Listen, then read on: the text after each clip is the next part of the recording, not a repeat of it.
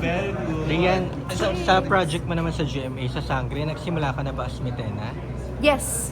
How was the shoot so far? I've shot for about, I think, more than a month or baka 2 months na. Anong reaction mo na hindi na si Mark Reyes ang director ng Sangre? Well, I was very surprised. Sobrang, I didn't see it coming. I was just shocked because I found out from a screenshot from one of my castmates just telling me the news, and we were so shocked. On the other hand,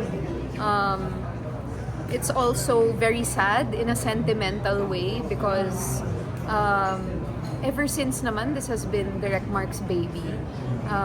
All of the Encantadia Chronicles, diba? Ever since has always been his baby, and I know he takes care of it talaga, like it's his child. He really cares about what kind of quality will come out.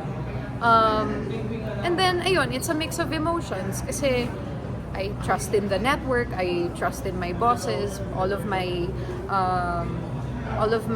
recent past projects have been, you know, the best decisions for me.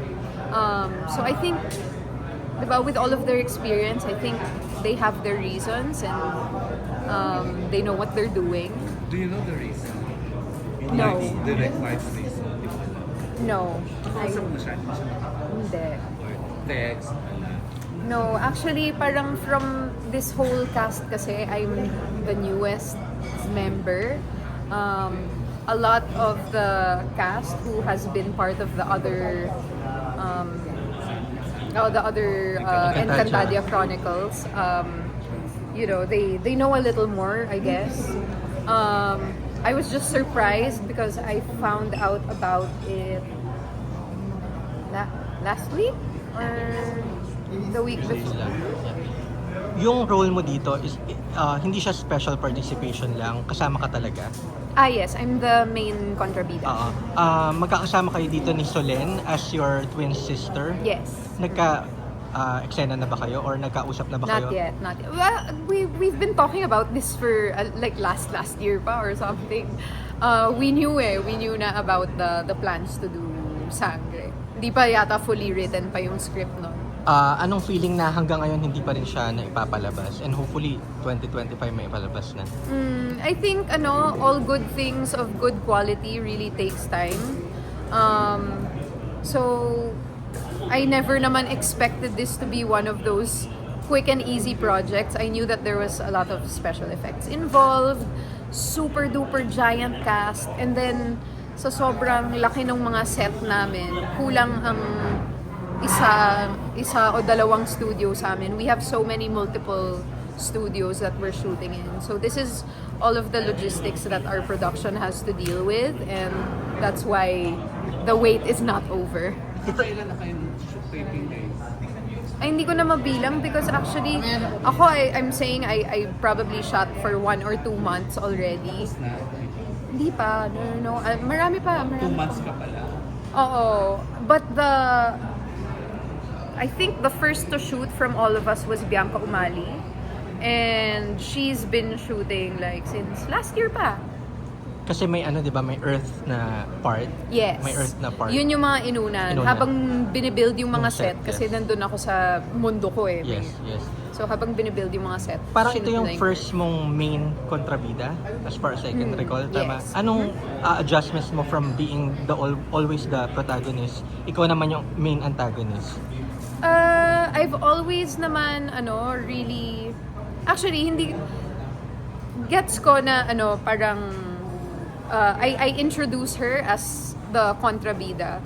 Pero me as an actor, hindi ko siya iniisip na different from a bida. Kasi, bad people naman don't know they're bad. Diba? Bad people naman don't know, people make mistakes. And they have their reasons of why bakit nila ginagawa ang isang bagay, whether tama yun or mali. Siyempre, may mga dahilan sila. So, sa isip nila, tama yun.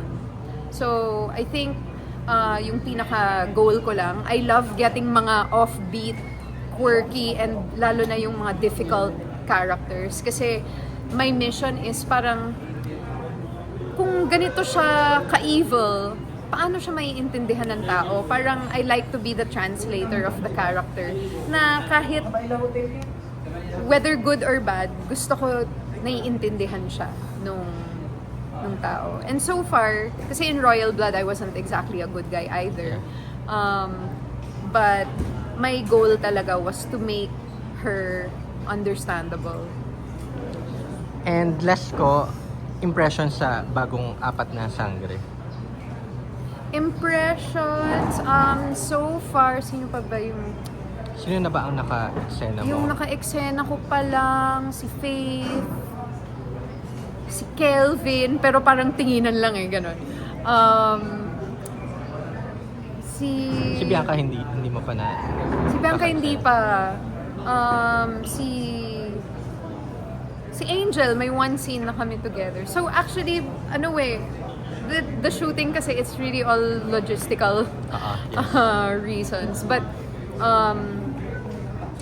I mean, I'm so excited. Well, first of all, they're all so physically blessed, which it really does help in a fantasy show. And also, I can see their commitment and excitement with this project. And alam mo, as an actor, honestly, that's all you need. If you're driven, your adrenaline is there, you believe in what you're doing, you can make your confident decisions within the scene. Naka-costume ka na ba agad dito? Oh, yeah. Or naka-costume ka from the beginning? Yes. Kumusta? Anong matitis mo about your costume? Wow. Gustong-gusto mo siya? Pack na pack. Wow talaga. As in, from the first time I fit it wasn't 100% perfect yet. But when I saw myself, I was like, my mind was blown. Also, I had a few. They allowed me to have a bit of free reign with some of the things that I wanted to do with my character's look. Not with the costume, but how I decided to wear her hair and how I wanted to fix my face, what I thought Mitena might look like. Yeah, so I'm excited. It's, diba, you're creating a fantasy character. Ano ito? More on the warrior part ng costume or more of a royalty costume? Actually, yung character ko daw, sabi na sa akin daw yung pinakamaraming damit so far. Kasi meron akong royal costume, may panglaban ako na costume, may pantulog pa nga siya, diba? Which you usually don't see from the other characters. Ayun, okay. Thank you so much. Dami. Thank you. Salamat, Rian. Thank you. Thank you.